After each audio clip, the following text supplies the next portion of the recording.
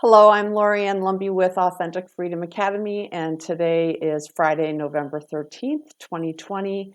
And I want to thank all those who gathered for today's spiritual service and found me not there. I'm freshly back from urgent care. I stepped out on my porch this afternoon and did not see that there was a quarter-inch of clear ice covering the whole porch. I slipped, of course, grabbed myself with my wrist, and voila, x-rays. Fortunately, it looks as if my wrist is not broken, so that's good. But I didn't want to not share the meandering message that I have for all of us today.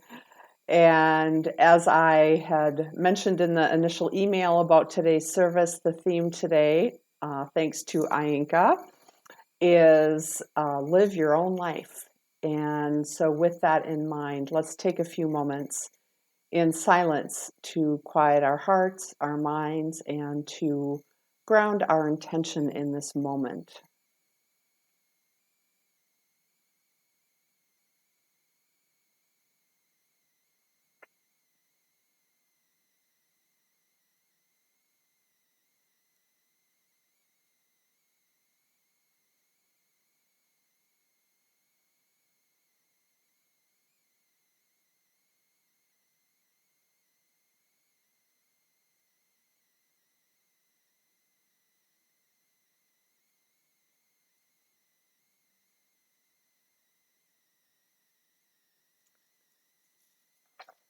And I invite you to listen to these words. Go into this week with the attitude that your peace, your health of mind, and your heart mean more than getting everything else done. That your smile matters. That feeling rested matters. That holding the hand of your loved ones matter. So pause lots. Function at a pace that doesn't pull you apart. Honor the things that make you feel good inside, the things that make you feel alive. Give time to those things this week.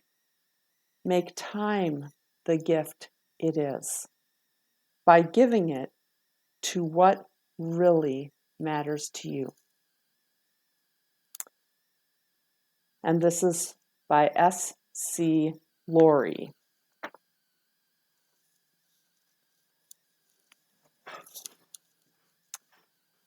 So today, November 13th, 2020, we find ourselves not quite a week from receiving the projected results of the United States presidential and governmental elections. And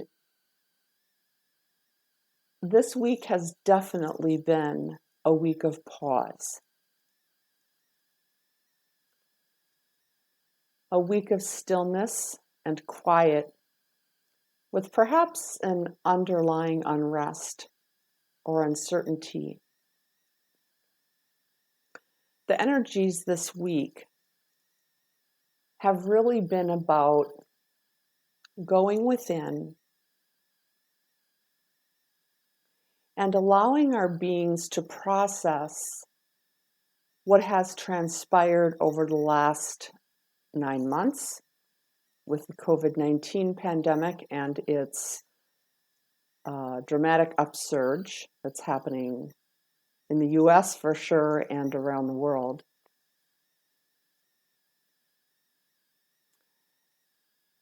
And all of the other unrest that we've experienced over the last 4 or more years.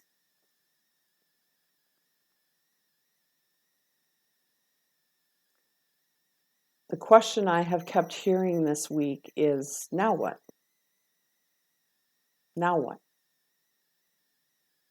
It seems as if we've been waiting on pins and needles for this moment to come, and yet we're not really sure what this moment means.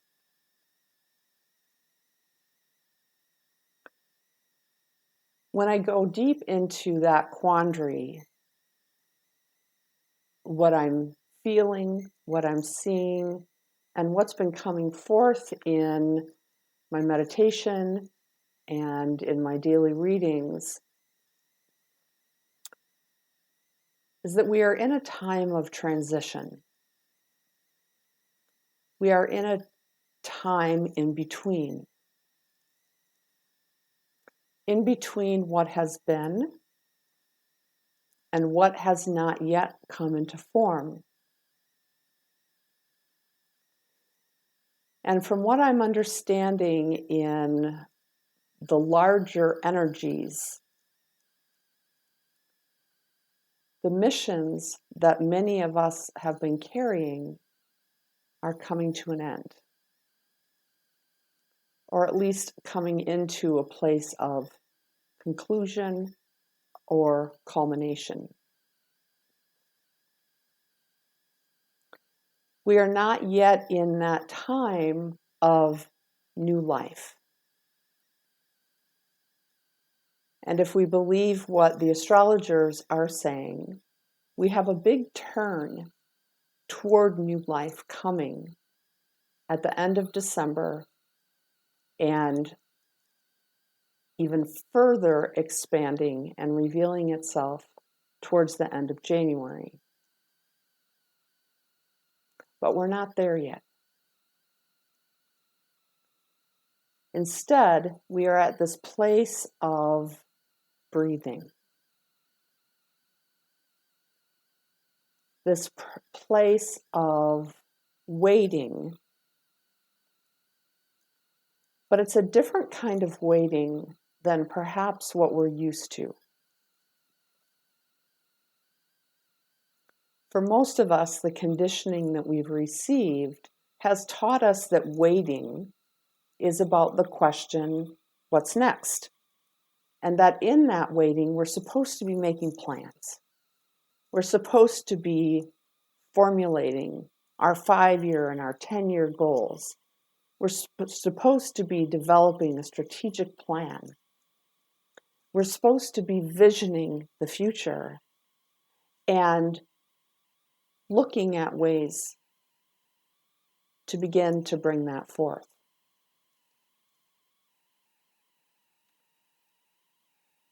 The challenge is that we are moving out of this patriarchal conditioning that has so deeply informed us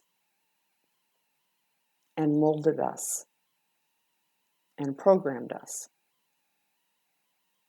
We are moving away from that conditioning that says there is an outside perceived authority that knows better for us than what we know for ourselves. Or there is an outside perceived authority that's going to fix everything. We've been conditioned to look outside of ourselves for solutions to our own problems. More importantly, to look for solutions to our world's problems. We've been conditioned to believe that grand policy changes are going to cure what ails our society and our world. And the truth of the matter is that, as Dr. Fauci said, I don't know how to tell you or explain to you that you should care about other people. That change that we're looking for is a systemic change that has to come from within. And this is contrary to how we've always been taught. We've always been taught and led to believe that there's somebody outside of us that's going to fix things. Because, after all, it's somebody outside of us that wrecked things. I can hear the voices of the millennials screaming, "Okay, boomer," as if the baby boomer generation is the cause of what ails our world. I can hear the baby boomers projecting a finger of blame at those radical millennials that want to turn our nation or our world into communism. That's also not true. The millennials are not to blame for what's happening in our world. Neither are the Gen Ys or the Gen Xs or the Gen Zs or the generations that have not yet been named.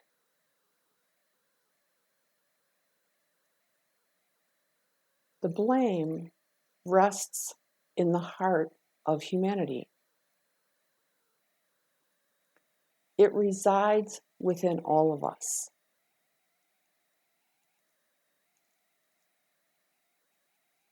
And the core of it is that false perception of separation within ourselves, between us, between ourselves and that which we might call God. This separation is what has caused the chasm of compassion that exists in our world. Or rather, I should say, the blatant lack of empathy and compassion. With empathy and compassion, we are able to walk a mile in someone else's shoes. We are able to ask, we are compelled to ask the question, what are their needs? And how can we help support them in getting those needs met? Empathy allows us to see the world through another person's lens so that we might gain understanding of their pain, of their struggle, of the difficulties that they have experienced in their lives, and the ways in which basic human rights, basic human dignity has been denied them.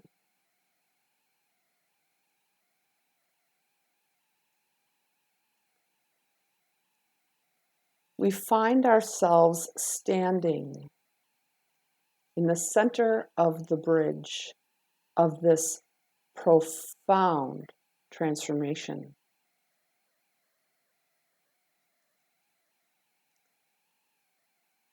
And we don't yet know what our role is or what our lives might look like on the other side of that bridge.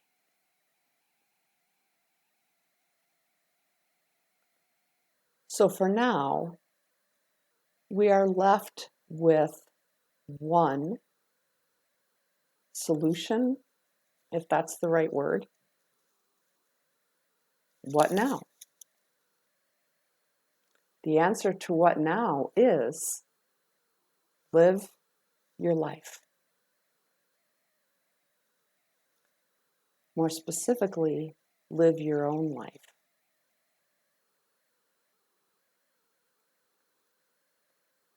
Now that's an invitation that we have also been conditioned to ignore. More so, we've been conditioned to believe that it's wrong to even entertain that thought. What does that mean?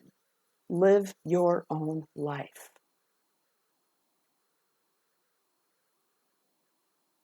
If you could live the life that you want to live each and every moment of each and every day, what would that look like? And I'm not talking about the grand illusion of prosperity, wealth, fame, success, travel. I'm talking about the simple, basic things of life. Those things that are described in that beautiful poem that I read in the beginning of today's session. Holding the hands of a loved one.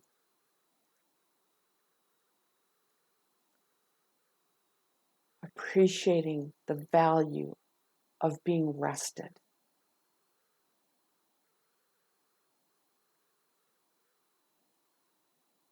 Finding comfort in the simple things of life. A beautiful sunrise. A dark and stormy day where there's nothing else to do but sit snuggled up on the couch with your favorite book and a mug of your favorite hot beverage. Dark black coffee for me, please.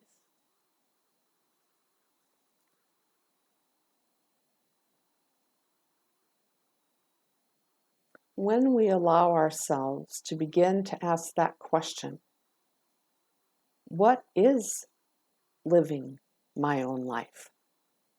What does that look like?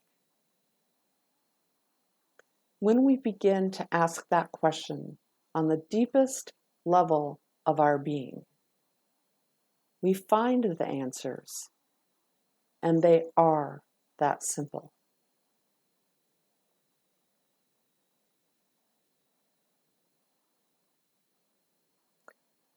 The drive, strive, succeed, cajole, force, push, struggle, hustle of the patriarchal world is killing us. And we are being invited in something profoundly gentler, simpler, quieter, softer.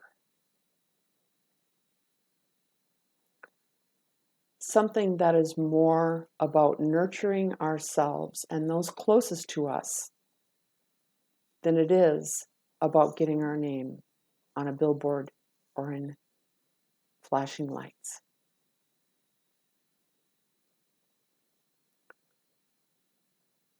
It's about letting go of the enculturated ego attachments and finding our own truth that is resting in the center of our soul and calling us forward in our lives. It's like Jesus said, whoever seeks to preserve his life will lose it, but whoever loses his life will save it. The more we cling to or chase after that which is not ours, the faster those things will elude us. When we stop chasing after the conditioned definition of success or greatness or power, when we stop chasing after someone else's idea of who we're supposed to be or how we're supposed to spend our time or what we're supposed to look like or how we're supposed to dress. When we stop chasing after that and sit down and shut up